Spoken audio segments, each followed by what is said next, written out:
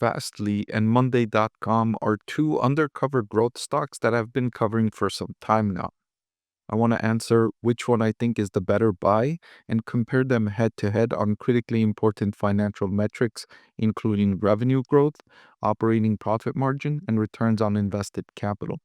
I'll also compare them on valuation on a forward price to sales basis because Fastly is not profitable, so I have to use this other ratio to compare these two on valuation. And I'll do all that in this short video after a brief message from my sponsor. I want to thank The Motley Fool for sponsoring this video. Visit fool.com/Parkev for the 10 best stocks to buy now. So the first thing I wanted to compare these two on is revenue growth, and I wanted to go all the way back to 2019, where they started with 200 million and 100 million in revenue, respectively. So Monday.com has grown its revenue from 100 million, more than 10x, to 1.1 billion since 2019. That's good for a compounded annual growth rate of 61.7%. That's one of the best growth rates of any of the companies I've been following in this amount of time. Fastly has grown its revenue 3x from 200 million to 600 million in that time. That's good for a compounded annual growth rate of 21%, which is really good, but it looks mediocre when compared to Monday, which has nearly tripled Fastly's growth rate in that time. Perhaps more impressively, Monday's revenue growth has led to significantly improving profit margins on the bottom line. Monday's net profit margin improved from negative 117% to 3.6% in the most recent trailing 12-month period. Meanwhile, Fastly's profit margins have been volatile in that time, but stayed flat from 2019 at 25.7% and 25.8%, all negative in this time. So not only is Monday.com generating significantly better revenue growth, but it's also generating significantly better improvements in profitability and an overall better net profit margin. The next thing I wanted to compare these companies on is the return on invested capital. This measures how good a company's management team is at taking investor money and turning it into products and services that generate profits and cash flow. Now, you might be saying, well, these companies don't go to investors and ask for money all that often. And you might be right. But even if a company doesn't go to investors and ask for more money, it doesn't mean that it's not using investor money.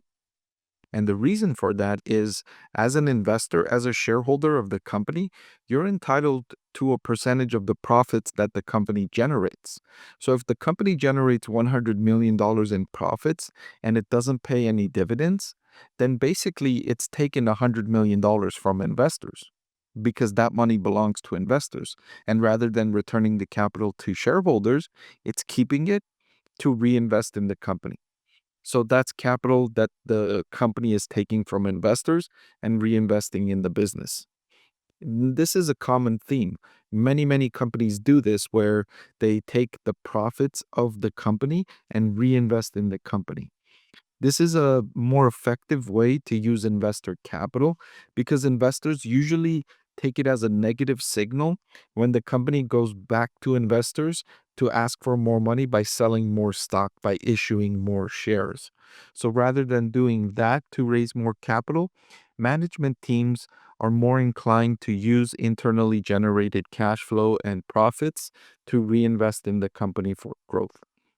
A lot of times, growthier companies reinvest or hold back a lot more of their profits, and more mature companies return a lot more of their capital to shareholders. That's why you see companies like Procter and Gamble and Home Depot return a lot more capital to shareholders through dividends and buybacks, and companies like Monday and Fastly keep a lot more of their capital and reinvest in the company and generate more growth. And that's likely because companies like that are younger and have more opportunities will use more of the capital.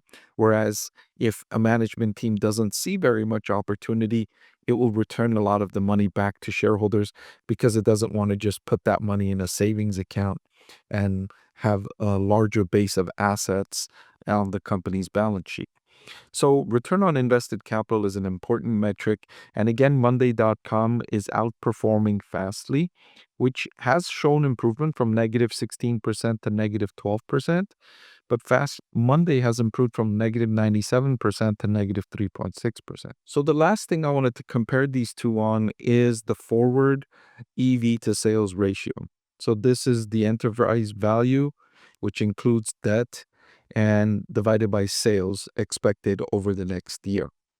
And before I talk about that, let me highlight the data provider, which is fiscal.ai. That's where I'm getting all these charts from. There's a link in the description if you're interested. So Monday.com is selling at nearly 3 times the valuation of Fastly at 5.98 compared to 1.9 for Fastly. But I think Monday.com has deserved that premium because of the better revenue growth, the better profit expansion, and the better profit numbers overall. So if I had to pick between these two growth stocks, I would pick Monday.com as the better long-term investment. Hey everyone, so many of you have been asking about my investing strategy, and I'm excited to announce that I've written a book that's available for sale now that describes my 6-step investing framework for evaluating stocks. I've added the link in the description below.